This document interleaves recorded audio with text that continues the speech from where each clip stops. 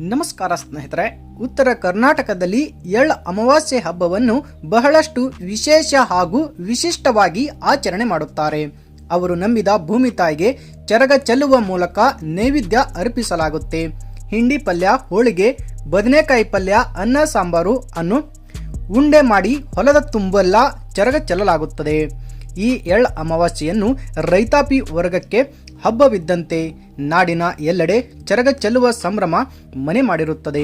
ಈ ದಿನ ಭೂಮಿ ತಾಯಿಯನ್ನು ಪೂಜಿಸಿ ಕುಟುಂಬದವರು ಸಹಭೋಜನ ಮಾಡಿ ಸಂಭ್ರಮಿಸುತ್ತಾರೆ. ಇದೇ ಅಮಾವಾಸ್ಯೆಯನ್ನು ಕೆಲವರು ಮಾರ್ಗಶಿರ ಅಮಾವಾಸ್ಯೆ ಕೂಡ ಎನ್ನುತ್ತಾರೆ. ಇನ್ನು ಕೆಲವು ಭಾಗದಲ್ಲಿ ಎಳ್ಳ ಅಮಾವಾಸ್ಯೆ ಅಥವಾ ದರ್ಶ ಅಮಾವಾಸ್ಯೆ ಎಂದು ಕೂಡ ಕರೆಯುತ್ತಾರೆ. ಇದು ಉತ್ತರ ಕರ್ನಾಟಕದಲ್ಲಿ ಎಳ್ಳ ಅಮಾವಾಸ್ಯೆ ಹಬ್ಬವನ್ನು ಬಹಳಷ್ಟು ವಿಶೇಷ ಹಾಗೂ ವಿಶಿಷ್ಟವಾಗಿ ಆಚರಣೆ ಮಾಡುತ್ತಾರೆ. ಅವರು ನಂಬಿದಂತಹ ಭೂಮಿ ತಾಯಿಗೆ ಚರಗ ಚೆಲ್ಲುವ ಮೂಲಕ ನೈವೇದ್ಯ ಅರ್ಪಿಸುತ್ತಾರೆ. ಹಿಂಡಿ ಪಲ್ಯ, ಹೋಳಿಗೆ, ಬದನೆಕಾಯಿ ಪಲ್ಯ, ಅನ್ನ ಸಾಂಬಾರು ಅನ್ನು ಮುದ್ದೆ ಅಥವಾ ಉಂಡೆ ಮಾಡಿ ಹೊಲದ ತುಂಬು ಚರಗ ಚೆಲ್ಲಲಾಗುತ್ತೆ. ಸಾಮಾನ್ಯವಾಗಿ ರೈತರು ಈ ಸಮಯದಲ್ಲಿ ಹೊಲದಲ್ಲಿ ಜೋಳ ಬೆಳೆಯುತ್ತಾರೆ. ಇದು ಅವರಿಗೆ ಕಡಿಮೆ ಖರ್ಚಿನಲ್ಲಿಯೇ ಒಳ್ಳೆಯ ಫಸಲನ್ನು ನೀಡುತ್ತದೆ. ಹಾಗಾಗಿ ಇದು ರೈತರ ಆಪ್ತ ಮಿತ್ರ ಕೂಡ ಇರುತ್ತೆ. ಹಾಗಾಗಿ ಇದೊಂದು ರೀತಿಯ ಗೌರವ ಸೂಚಿಸುವ ಹಬ್ಬವೂ ಆಗಿದೆ. ಕೆಲವು ಪುರಾಣಗಳಲ್ಲಿ ಪಾಂಡವರು, ಕೌರವರು ಕೂಡ ಜೋಳದ ಬೆಳೆಯನ್ನು ಬಿತ್ತಿದ್ದರು ಎಂಬ ಉಲ್ಲೇಖ ಕೂಡ ಇದೆ. ಇನ್ನು ಕೆಲವು ಭಾಗದಲ್ಲಿ ರೈತರು ಅವರ ಜಮೀನಿನಲ್ಲಿ ಎಳ್ಳು ಹಾಗೂ ಬೆಲ್ಲವನ್ನು ಚೆಮ್ಮುತ್ತಾರೆ.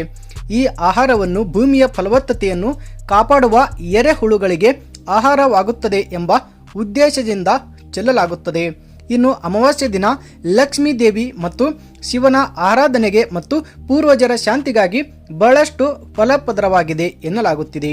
ಜೀವನದಲ್ಲಿ ಸಂಪತ್ತು ಮತ್ತು ಸಂತೋಷ ಬಯಸುವವರು ಮಹಾಲಕ್ಷ್ಮಿಯನ್ನು ಈ ದಿನ ಆರಾಧಿಸಬಹುದು. ಈ ಹಬ್ಬದ ಹಿಂದೆ ಮಹದಾದ ವೈಜ್ಞಾನಿಕ ಕಾರಣ ಕೂಡ ಇದೆ. ಎಳ್ಳ ಅಮಾವಾಸ್ಯೆ ಹೊತ್ತಿಗೆ ಹಿಂಗಾರು ಪೈರು ಬೆಳೆದು ನಿಂತಿರುತ್ತದೆ. ಅದರಲ್ಲಿಯೂ ಜೋಳದ ಮಧ್ಯ ಕಡಲೆ ಬೆಳೆಗಳಿಗೆ ಕಾಯಿ ಕೊರಕ ಎಂಬ ಹುಳ ಬಿದ್ದು ಹಾನಿ ಮಾಡುತ್ತದೆ.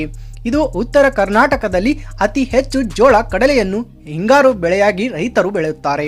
ಇದೇ ಹೊತ್ತಲ್ಲಿ ಹುಲ್ಲಿಗೋ ಚೆಲ್ಲಂಬರಿಗೋ ಎಂದು ಚರಗ ಚೆಲ್ಲುವಾಗ ಖಾದ್ಯ ತಿನ್ನಲು ಹಕ್ಕಿಗಳು ಬರುತ್ತವೆ. ಅವು ಜೋಳದ ಮಧ್ಯ ಆಹಾರ ತಿನ್ನಲು ಇರುತ್ತವೆ. ಆಗ ಖಾದ್ಯದ ಜೊತೆಗೆ ಕಡಲೆಗೆ ಬಿದ್ದಿರೋ ಕಾಯಿ ಕೊರಕ ಹುಳಗಳನ್ನು ಕೂಡ ತಿನ್ನುತ್ತದೆ. ಇದರಿಂದ ಆ ಹುಳುಗಳು ನಿಯಂತ್ರಣವಾಗುತ್ತದೆ, ಪೈರು ಸೊಂಪಾಗಿ ಬೆಳೆಯುತ್ತದೆ.